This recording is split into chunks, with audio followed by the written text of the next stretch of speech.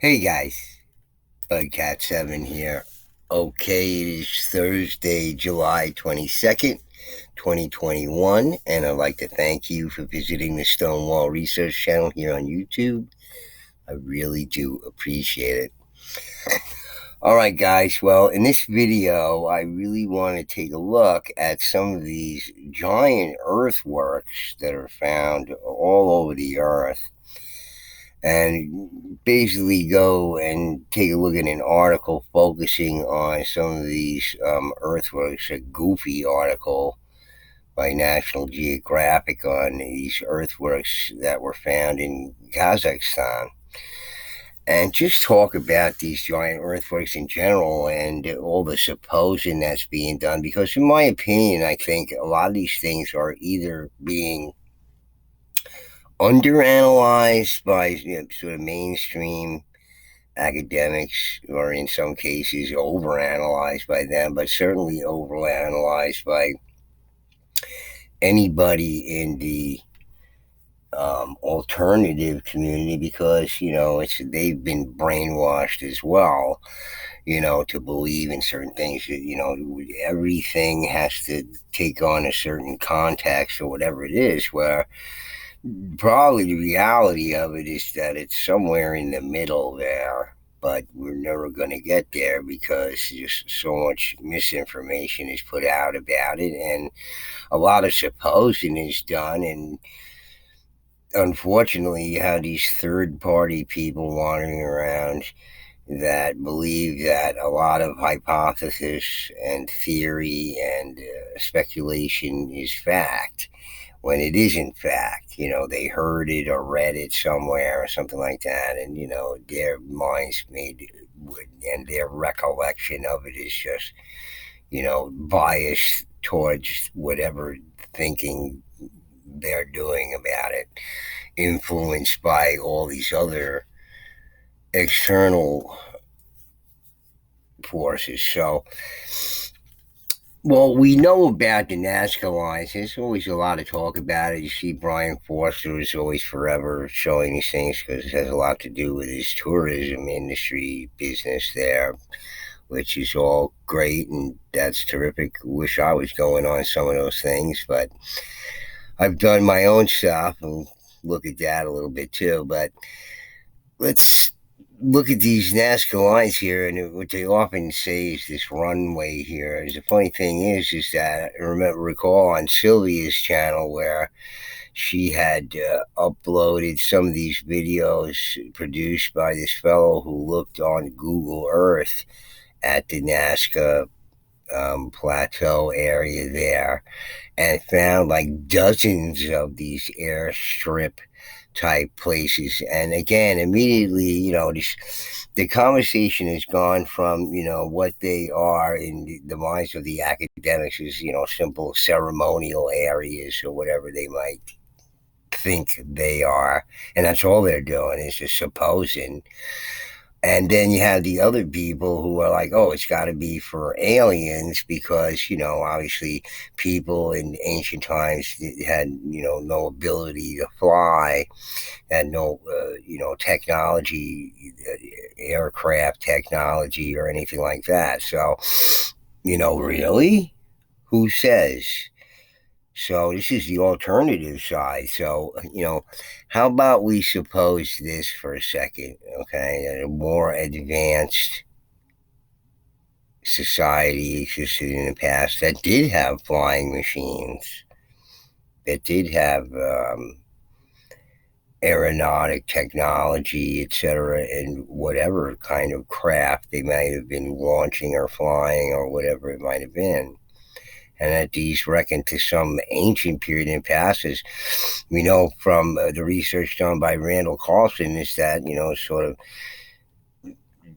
the history of mankind has been plagued by all these cataclysms that have reached a certain level of technological advancement, and the world's wiped out, or the civilization is wiped out by some natural occurrence or whatever it is. And who's to say these peoples of the past reached a certain level of technology comparable to our own, but then their Earth was totally destroyed, the surface of the Earth, and hence you find these out of place artifacts buried, hundreds of feet below ground, wagon wheels and metal objects and all these sorts of things deep within the earth where, what's that doing there? Okay, well, maybe if you dug down deeper, you'd find more and more and more. But I mean, you can't do that. It's just going down forever for no reason. You got to have a reason to do that. Often these things were found from commercial enterprises doing it, like all of them.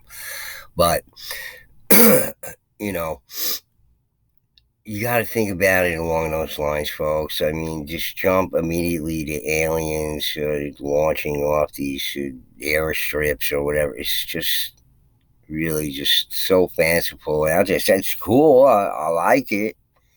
I remember when I'm hearing about these things as a kid and the people who wrote books, whoever they were, and all their supposing and whatnot about the aliens using these airships and whatnot, or the Anunnaki and Nephilim, whatever. It just goes, down so many different rabbit holes. But let's suppose that, people are intelligent creatures of the past, whatever size they were, big or small or in between, had the capability of flying. And it has nothing to do with aliens at all. So you can just negate that whole alternative aspect of it, right? Which is like what, 50% of what people believe, and then the other 50% is, all the mainstream academic and their, dopey research that's so full of holes. Because if you misinterpreted the past to begin with, how are you going to make sense out of any of these things? Okay, you're basing it on your misinterpretations. Like all the supposing they did about the Bering Land Bridge crossing, and now, that's all out the window with the Smithsonian. They gave up on that one. And all those years with all the people doing all the supposing about all that stuff, oh boy, you could read reams of material about all the supposing done about it. So you could throw it in the garbage now, according to them, because that's not how it happened. See? So, look, it seems that it's more likely based on the evidence that I know about and through people like Randall Carlson and everybody who's read, you know, all the people in the alternative community or mainstream and whatever I might have understood about it before, I more or less come to the conclusion that, there's people with more advanced civilization in the past and, with more advanced technology than we can are prepared to admit. And it has nothing to do with aliens or these primitive people running around in their grass skirts, creating these major things that, was nearly impossible for us to do today without a lot of difficulty. So we know about the Nazca Alliance and these earthworks here, and there's certainly earthworks, different sorts of earthworks. And here's some of the ones that were found recently in the Amazon when people doing flyovers here. You see this little slideshow here of the various sort of things found there in the Amazon jungle after they deforested it. They found all of these earthworks there, and some of them being huge. They're just the Brazilian geoglyphs are huge. So had been dominated by bamboo forests for 6,000 years. Okay, so when were these people doing this stuff? They said humans abandoned them around 650 years ago. They don't know that. It's ridiculous. So stupid. I just, look, they have to go on by what they know. And so this is how they draw their conclusions. And what they know is junk that they made up. It's just theory upon theory and hypothesis upon hypothesis, like you're building a house of cards there.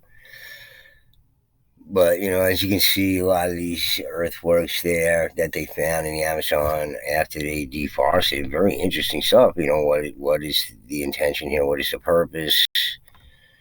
Well, it's got to be some purpose, and 9 out of 10 times, I'm gonna assume that is for some utilitarian purpose before any sort of spiritual or religious or any, because that's every single thing turns out to be that. It's just that sort of thinking just seems so wrong to me. Okay, things have to be looked at better and more thoroughly and with more open minds, because as I said, if they're going upon their interpretation of the past, which by my estimate is pretty much all wrong or not even knowable, but it's not, and they're just making a bunch of stuff up.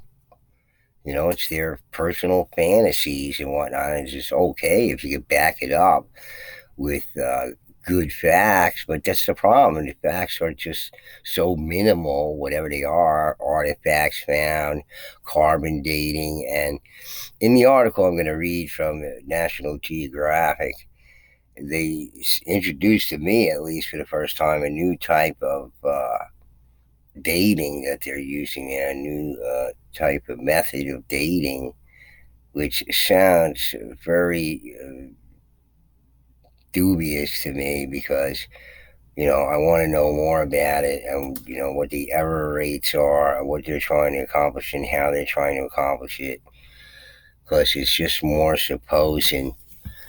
And these are not necessarily here the earthworks in North America here, with the Hopewell and the Adena. Okay,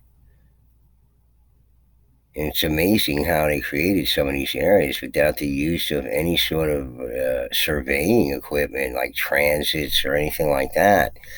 C.W. Saran was dumbfounded by it too. He's just like, how did these people do it without the use of optical equipment that would be able to give them the correct measurements in surveying land, and building things at the right level, etc., precisely round. It's, these things are amazing, some of these things, and it seems like the most advanced sort of earthworks around, but it's interesting to think about anyway.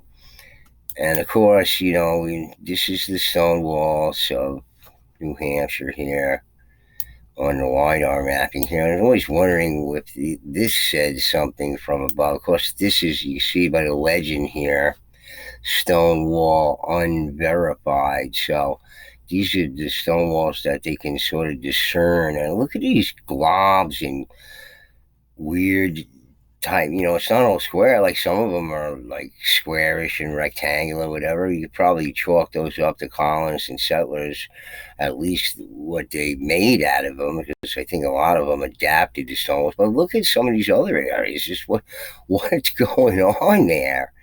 It's just all kooky stuff.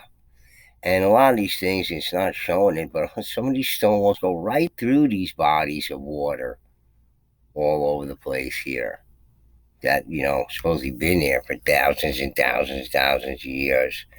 And there's stone walls going through them.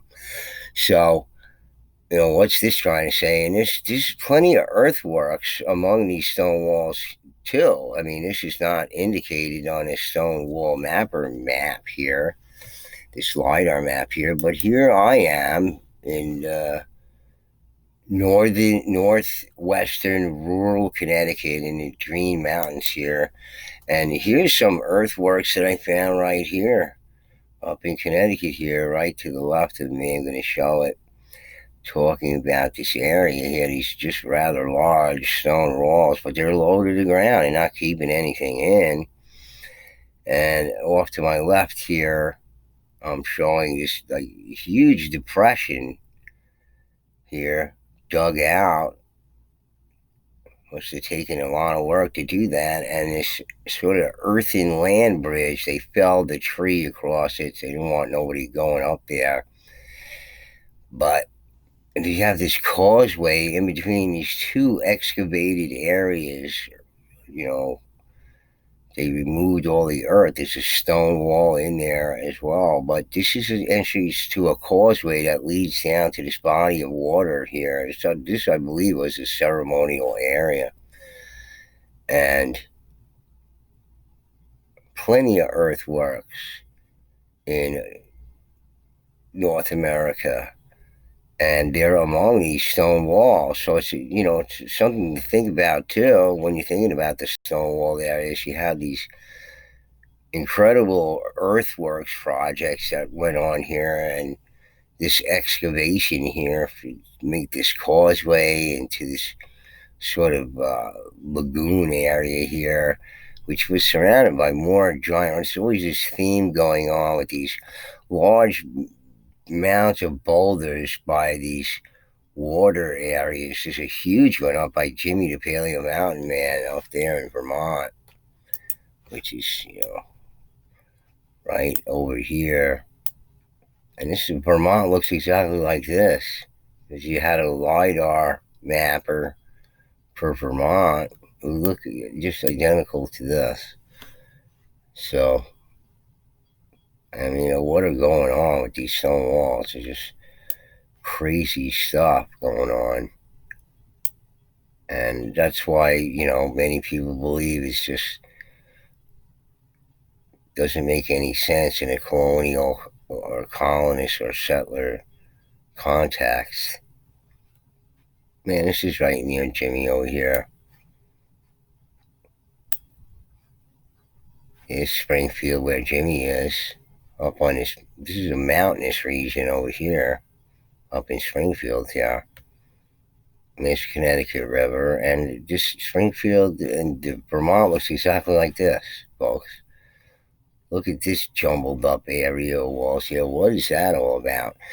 So, anybody's going to make square walls, folks. They're going to make all these kooky things and whatnot and crazy wall constructions that just don't make any sense. Nobody's going to do that.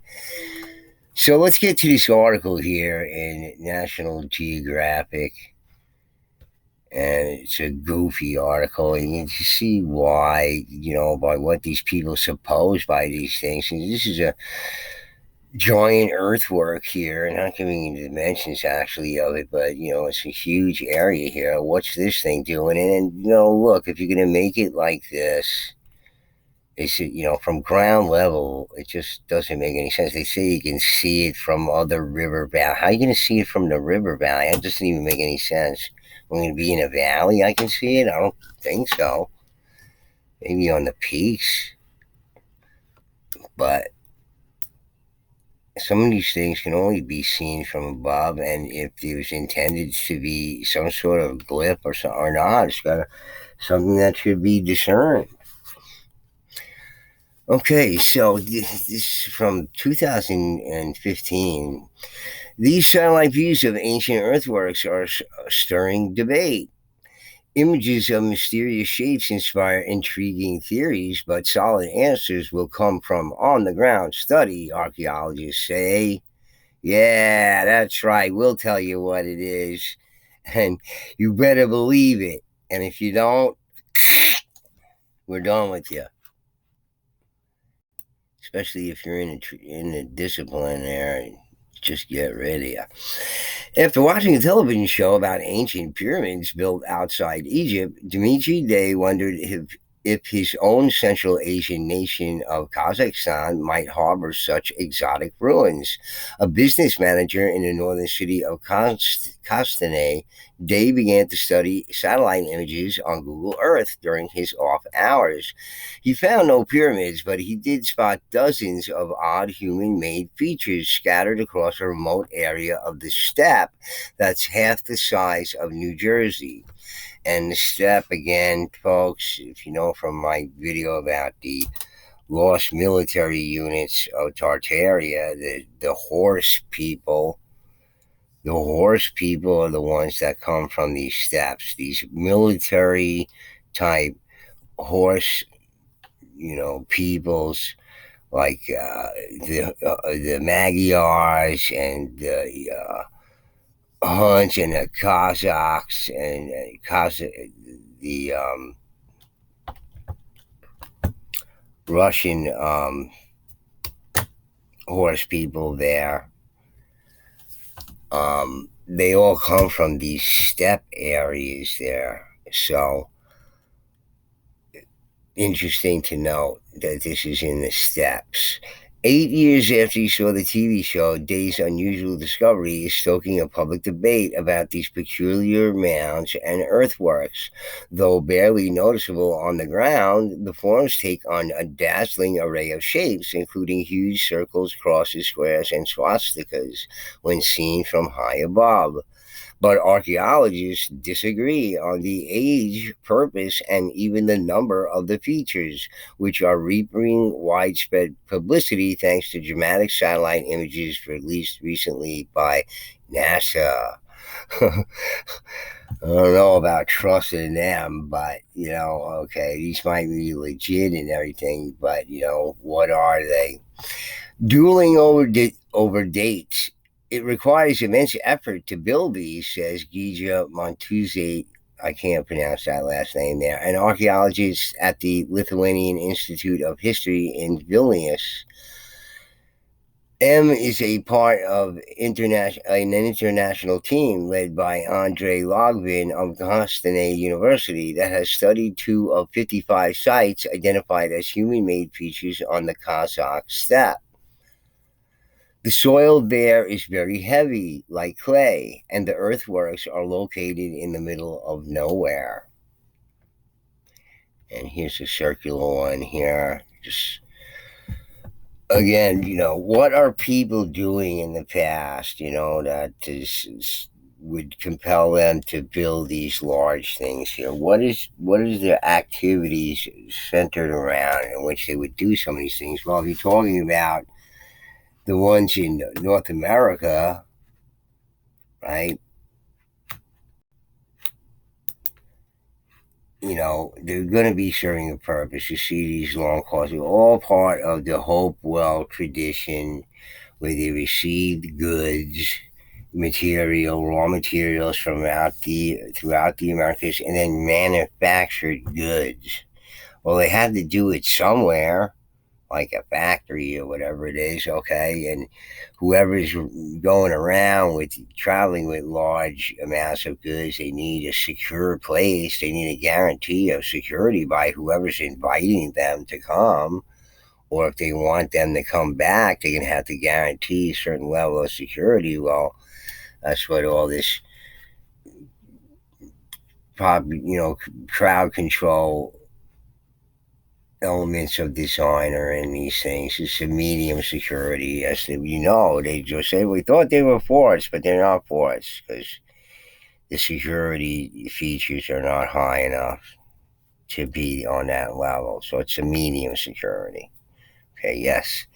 It doesn't have to be all or nothing. There doesn't have to be a lot of black and white thinking when we're thinking about these things. You got to really go outside the box and think about these stuff. So, what are people primarily involved with back in those days is trade. Okay, if so many wars have been started because of the conquest of for resources. It's always about resources. Okay, so there's two ways to get it: either through force or by trade. And that's why so many things were centered around trade in the past. Okay, so if you couldn't get the resources and you needed them from somewhere else, you're going to either take it by force or you're going to take it by, a friendly trade. And that's more often than not how it was. It wasn't all wars in the past. The empires did their thing. That's a different thing. But talking about maybe the age of Tartaria, but things could have been a little bit different.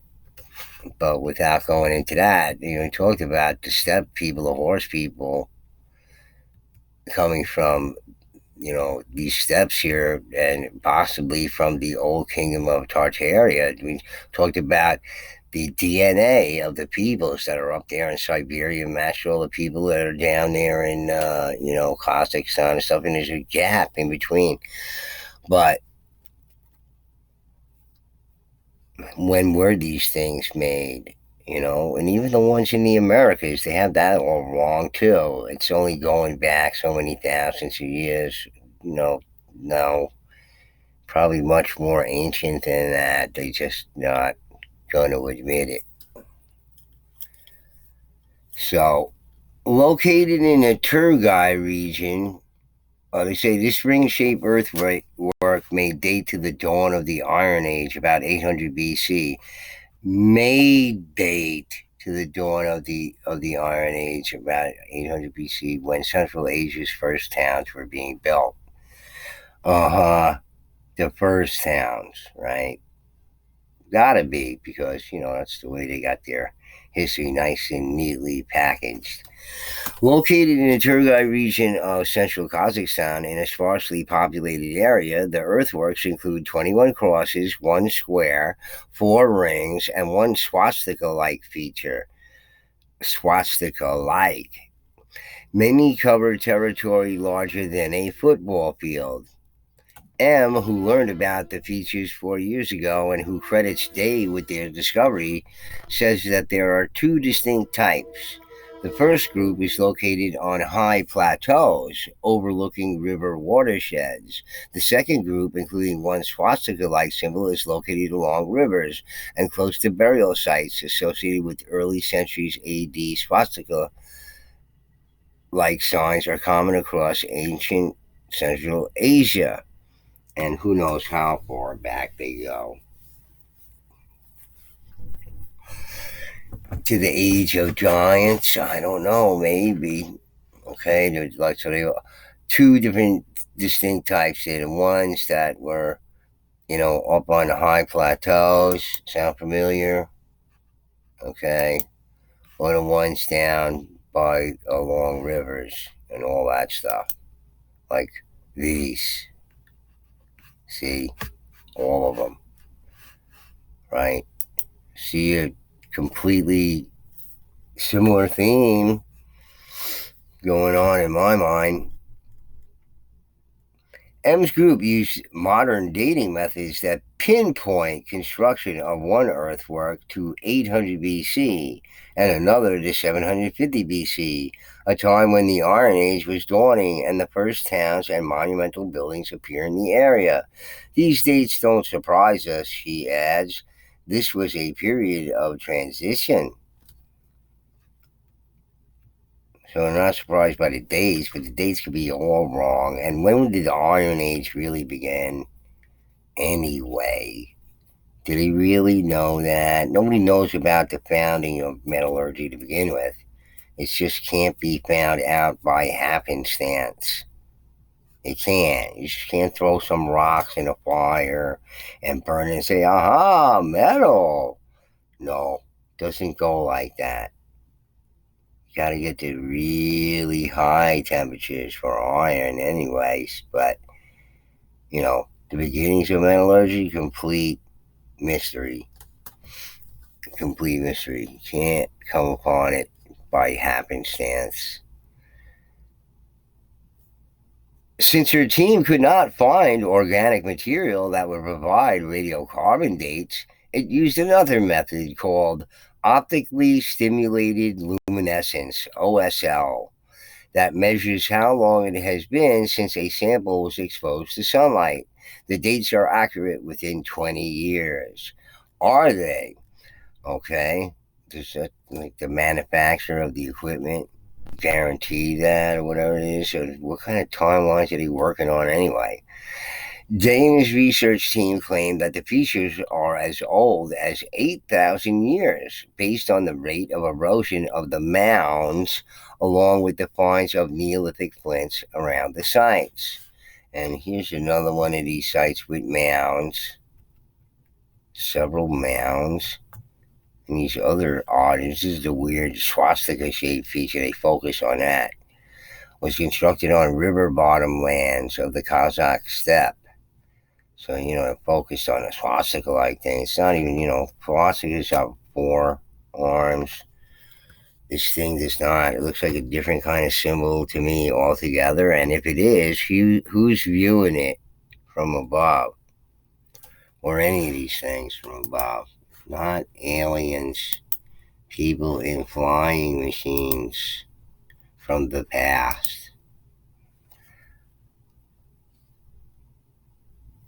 Okay, so let's keep reading here. Looks like I lost my internet connection, but I think this thing continues to record, if I'm not mistaken. I hope I'm not mistaken. But flints could have become mixed into the earthworks at a much later date, counters M. While erosion rates are difficult to ascertain, though no dating or excavation work has been done on this second group, M suspects they are less than 2,000 years old. Celestial or down to earth? The purpose of these features is even less clear than their age. Day contends that they are solar observatories that were part of a Neolithic sun cult. I've done the calculations, he says, but archaeologists are deeply skeptical of such an interpretation. These could be a grab bag of anything, from animal corrals to Soviet waterworks to stone circles, says Michael Franchetti, an archaeologist at Washington University in St. Louis who excavates in Central Asia but is not involved in the research. Claiming that the features are related to a Neolithic sun cult is not necessarily wrong, says Franchetti. It just doesn't qualify as science. M acknowledges that much more research must be done to get clear answers, but she says the features don't match the typical shape of corrals and that they clearly predate Soviet times. She suggests that plateau earthworks might be related to the migration of the Saiga antelope, a nearly extinct mammal that once was a mainstay prey of Kazakh hunters. They may have been built as a kind of landmark, something that could be seen from the river valleys far away, she says. I don't get that exactly. You're in a valley. It's hard to see anything in a valley. Maybe at the top, surrounding the valley, I guess. I don't know. These aren't like the Nazca lines that you can only see from above. Okay, so I guess, I guess you can see a man from far away, but what was the vegetation like? Do we know? The second group of features, meanwhile, could have been a form of tamga, or symbols used by Eurasian tribes as animal brands and territorial markers. Day counts 260 features, but M says that figure includes a host of burial mounds called kurgans, created in the later periods when Turkish tribes lived here, as well as some features that likely are more modern corrals. She estimates that there are about 55 ancient earthworks, only half of which have yet been seen on the ground by researchers. You can misinterpret these sites using only satellite images without visiting each site, says M, which is true. You got to visit them, like me, when I'm online. In the past, M and Day collaborated in their research, but that has changed. Day used to provide coordinates of new objects, but he stopped doing that and went his own way, adds Lithuanian archaeologist who as the Lithuanian archaeologist who studied at Cambridge University in the United Kingdom. Both teams hope to publish papers in scientific journals in coming months. These features certainly look human-made, says Sarah Park, an archaeologist at the University of Alabama at Birmingham, who uses remote sensing for much of her research. She does? How interesting. But we are waiting to see if peer review gives this the thumbs up. Dave, meanwhile, says that he has left his day job to work on the project full time and is hoping to obtain the resources to continue his research. We are a young country, he says, but this work helps us to see the impressive work of our ancestors. If that's who your ancestors really were, maybe not, but these are certainly some very interesting earthworks here. And what could they be and what could they mean? Well, probably a lot of speculation about it, but again, I'm going to come back to, utilitarian purposes or whatever, and probably had a lot to do, more to do with them engaged in some sort of activity with trade, as many of the peoples were, even the Vikings, as we learned from the Frisian people there in North Holland. You know, the islands offshore had uh, Viking forts built on them for the purposes of trade. Okay, so trade figures heavily into the past, guys. That's all I'm saying. If it occurred in the Americas with the Hopewell culture and the Hopewell tradition there, well, it could certainly occur anywhere else on the planet. So, being what I know about the Adena and Hopewell cultures here in the Americas, well, it's seems likely to me that the same sort of activities were going on elsewhere in the world where you find similar things: mounds, earthworks, circles, squares, whatever they are. Okay, but the intent is to contain and house peoples for this sort of activity, which is trade. Okay, which has gone on forever on this planet between peoples. War and trade seem to go in hand there because of resources, just as simple as that. There's only so many places people can go on this planet, and wherever you go, you have a tendency to need some sort of resource that's not provided, maybe immediately, with few exceptions. So, anyway, guys, I thought you might find this interesting and a great discussion point, among yourselves and what you think about it.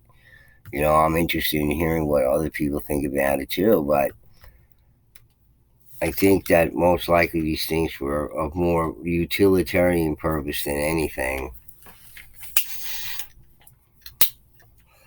And if they are attempting to sort of show some image to somebody who might see them from above, well, it's not aliens, folks. It's, us or some sort of advanced civilizations of humanoids in the past that were viewing these things, okay? Or the possibility, of flight occurring in these civilizations in the past are probably more likely than we think. And whatever method that was used, probably something that we may not even know about, a technology, that we don't know about. But it's interesting to ponder these things. But just to show you this in this National Geographic article by people involved and everything, they're clueless, and they're going to go by with everything that they know, and have internalized all this theoretical and hypothetical stuff. Well, their conclusions about it are probably going to be wrong, no doubt. So, anyway, guys, I find all these earthworks around the planet fascinating, and even the ones that I found up there in Mallory were very, very interesting. Anyway, guys, it appears that I lost my connection here. Anyway, I hope the video is still okay. Anyway, guys, please do hit the like button if you like the video, and if you're not a subscriber, please do subscribe, because we discuss some very interesting things on this channel that you won't hear anywhere else. So, you want to get it, this is the place to hear it. All right, guys. Anyway, Bugcat7 signing out. Peace.